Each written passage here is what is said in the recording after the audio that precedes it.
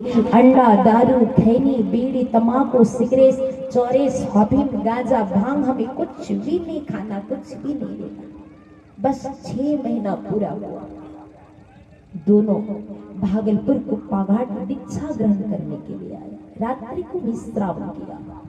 प्रातः काल गंगा जी में स्नान करने दोनों पहुंचा। दोनों ने गंगा जी में जैसे डुबकी लगाया तो किसी एक को गंगा जी में पत्थर मिल गया।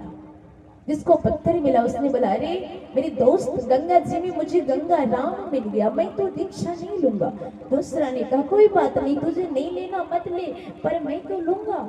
तो किसी एक ने दीक्षा ले लिया। जिसने दीक्षा लिया जय गुरुदेव करके भीख मांगने लगे, और जिसको गंगा जी में पत्थर मिल गया वो जय जय गंगा राम करके भीख मांगने। भीख मांगना तो धीरे से ही छूटेगा ना।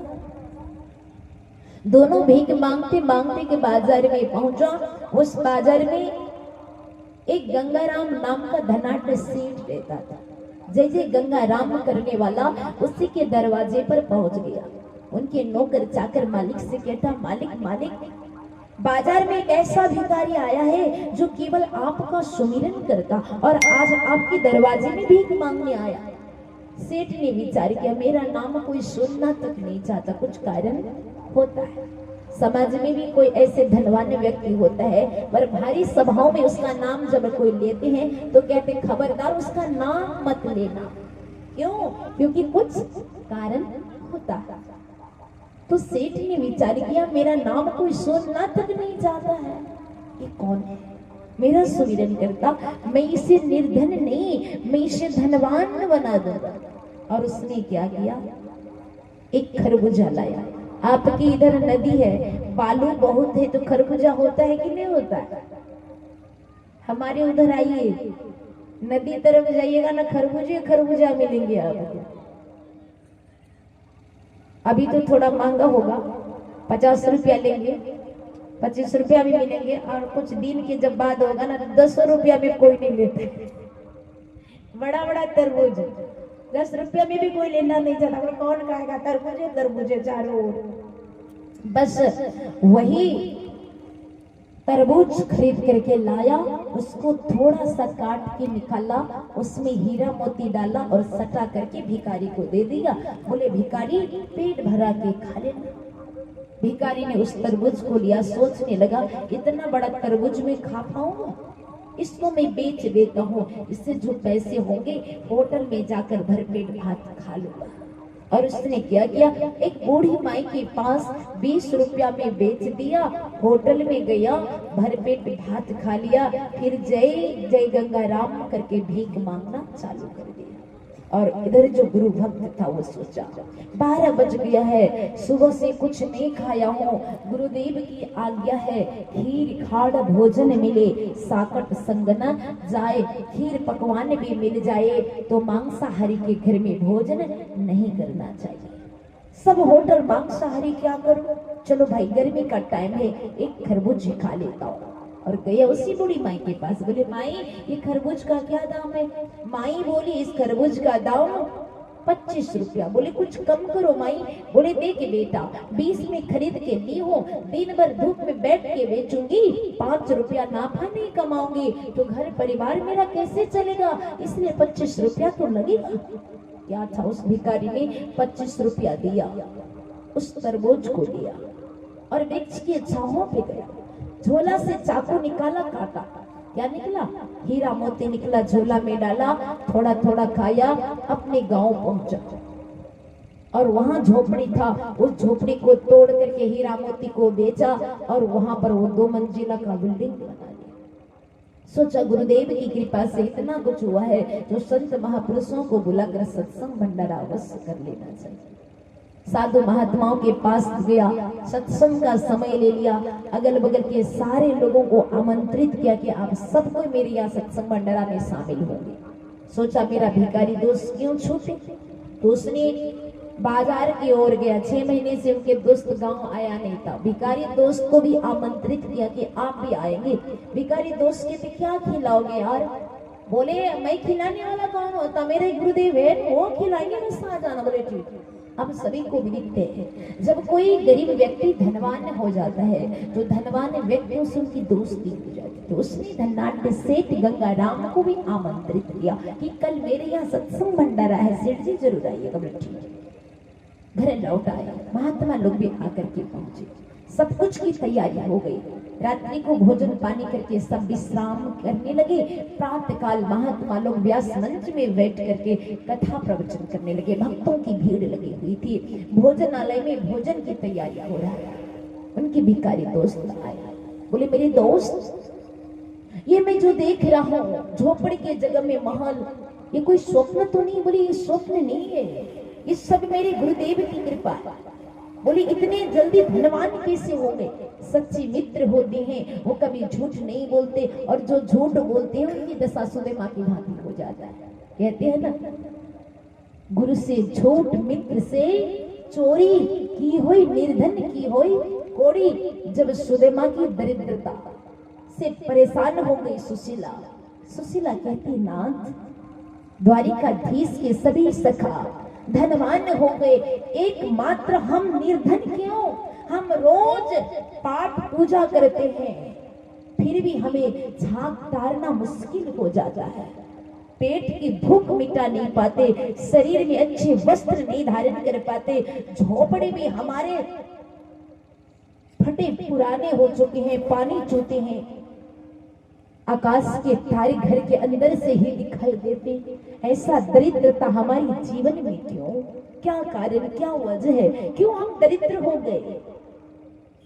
बड़ी जिद करने लगी सुशीला। तब सुदेमा कहता, क्या बताऊं देवी, गुरुकुल में जब मैं पढ़ाई कर रहा था उस समय द्वारिकाधीश मेरा सखा था संदीप नीमली के पास।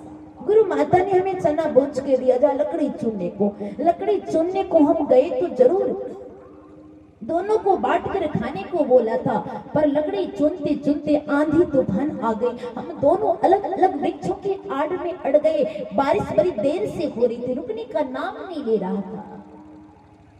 बड़ी जोर से भूख भी लग चुकी थी। मैंने पोटरी को खोला और चना चबाने लगा। काना उधर से कहने लगा, सुदेमा तो कुछ खा रहा है, मुझे भी देना। पर मैं झूठ बोलता रहा, नहीं मैं कुछ खा नहीं रहा हूँ, ठंड के मारे मेरी दांत कड़कड़ा रही है। काना ने बार बार कहता, नहीं तू खा रहा है, देना। मैं झूठ बोलता रहा और चुरा चुरा करके खाता रहा। अंत में कान्हा ने बोला, कोई बात नहीं, आज मैं मांग मांग के परेशान हूँ, तू मुझे दे नहीं रहा है, तू भी मुझसे कभी मांगेगा ना, मैं भी तुझे नहीं दूंगा। देवी कितना पूजा पाठ करता हूँ, फिर भी जीवन से दरिद्रता दूर नहीं हो रही है। जीनो मित्र हो ही दुखारी, तीन विलोकत पातक भारी। सच्चे मित्र है, बताने लगे। कहा, मेरे दोस्त क्या बताऊं, एक दिन मेरे तरबूज खरीदा, उसको काटा ना, हीरा मोती जवाहरात निकला, उसी को बेच करके मैंने इतना बड़ा महल बना लिया। और ये सत्संग भंडारा भी गुरु की ही कृपा है। बस दोनों बातचीत कर रहे थे, उतने में ही गंगाराम सेठ वहां के पहुंचे। देखा उस भिखारी को जिसको उसने तरबूज दिया था। बोले, भिखारी तो आज भी भीख ही मांग रहा है? भिखारी ने कहा, ओ सेठ, आपने ऐसा क्या दे दिया जो मैं भीख मांगना छोड़ दूं? सेठ ने कहा, अरे मैंने तुम्हें तरबूज दिया था, खाया नहीं। बोले, इतना बड़ा तरबूज खा पाता? मैंने बेच दिया, मैंने बेच दिया। सेठ ने कहा, भागा, वे तरबूज नहीं था, उस तरबूज में मैंने हीरा मोती डाल के दिया था ताकि तेरी गरीबी दूर हो जाए और तू धनवान हो जाए। भिखारी कपार ठोकने लगा, अरे सेठ, दिया तो आपने मुझको था, पर मिल गया मेरे दोस्त को।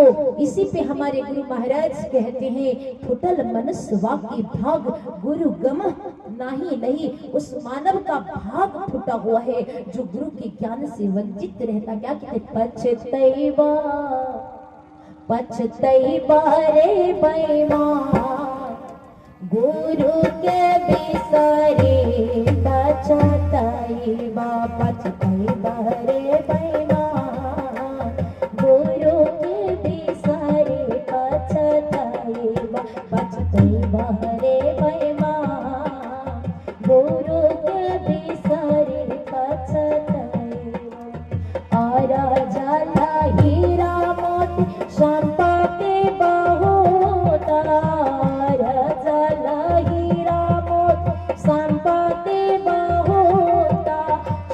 सावधान रही जय तो सावधान रही जय तो यमदूत पछताए बहरे बैमा गुरु के बिसरी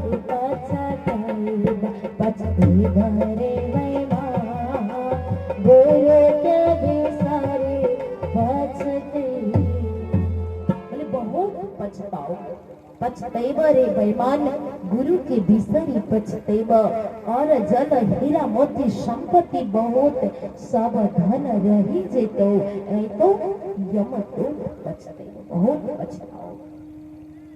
उस मानव का भाग फूटा हुआ है जो गुरु के ज्ञान से वंचित रहता है।